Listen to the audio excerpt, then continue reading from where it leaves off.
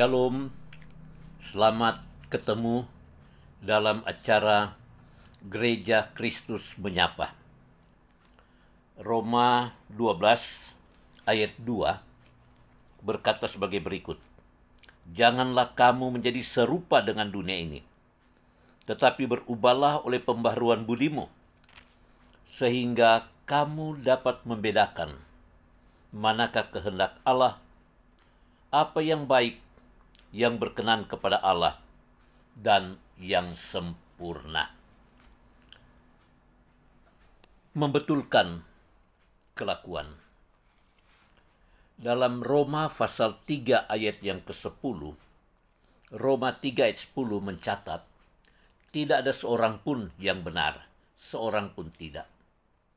Roma 3 ayat 23 mengatakan, sekaliannya telah berbuat dosa dan telah kehilangan kemuliaan Allah. Dari dua ayat ini saja sudah menunjukkan tidak ada manusia yang sempurna. Semua manusia memiliki kecenderungan bersalah, kecenderungan egois, kecenderungan menang sendiri, kecenderungan menyalahkan orang lain. Itu sudah sifat dosa. Untuk kita dapat memperbaiki kelakuan kita, tentu bukan karena kemampuan kita, bukan kemampuan otot, bukan kemampuan otak, tetapi bagaimana kita mau menyerahkan diri kita, hati kita, pikiran kita, hidup kita untuk dituntun oleh Roh Kudus melalui firman yang kita rajin baca dan melalui doa yang kita tekuni. Sebab untuk memperbaiki kelakuan tidak sebalik tapak tangan. Tetapi Alkitab mengatakan berubahlah dengan pembaharuan budi. Apa maksud bicara tentang budi? Budi itu sudah berbicara watak, kelakuan, tindakan yang keluar dari dasar hati. Tapi kita lihat siapapun dia, tetap perlu diperbaharui. Pendeta-pendeta besar saja, mereka mengatakan bahwa mereka tidak mampu untuk mengalahkan diri mereka kalau mereka tidak melekat kepada Tuhan. Apalagi kalau kita jarang baca Alkitab. Apalagi kalau kita kurang merenungkan firman.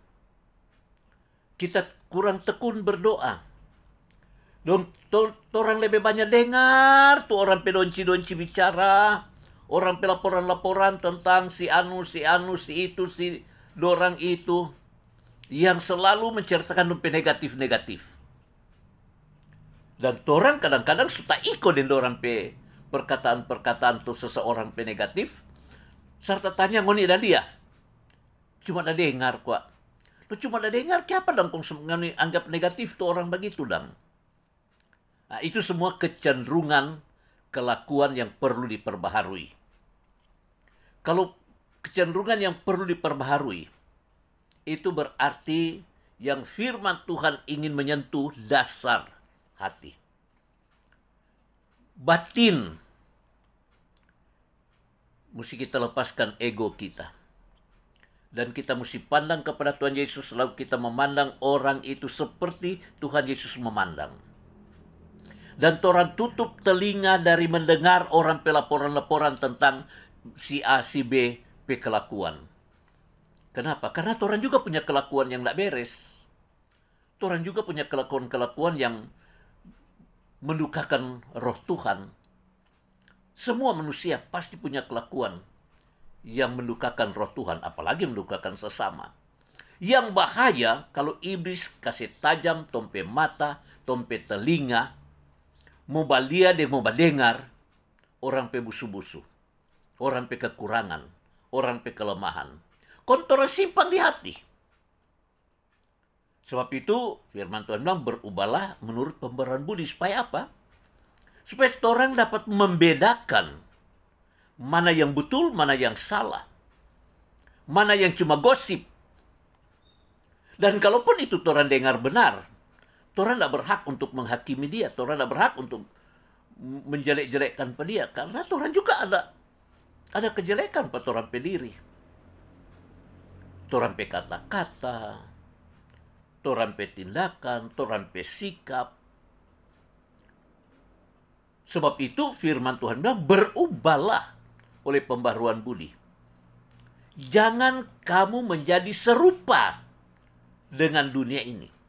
Jadi kalau orang jelekkan orang atau tong so tanam tuh orang itu pe jelek, lihat pe kekurangan ini, itu orang so terkontaminasi. Dengan apa? Dengan hati yang ada akar pahit, hati yang jengkel, hati yang tidak senang. Padahal mungkin orang cuma dengar, orang saksikan. Sedang orang saksikan, orang pe wajiban adalah menggembalakan, menasihati, bukan mengucilkan.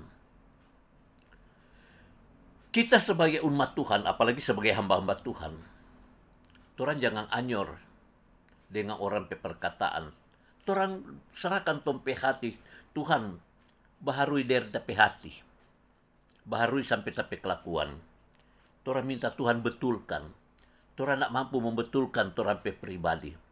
Orang cuma minta Roh Kudus yang membetulkan supaya orang dapat membedakan ada orang so salah, orang so menyimpang. Mari orang minta Roh Kudus perbaiki dan orang renungkan firman Tuhan dan tanamkan hati Tuhan Yesus di hati orang. Tanpa hati Tuhan Yesus, orang pe hati nak beres.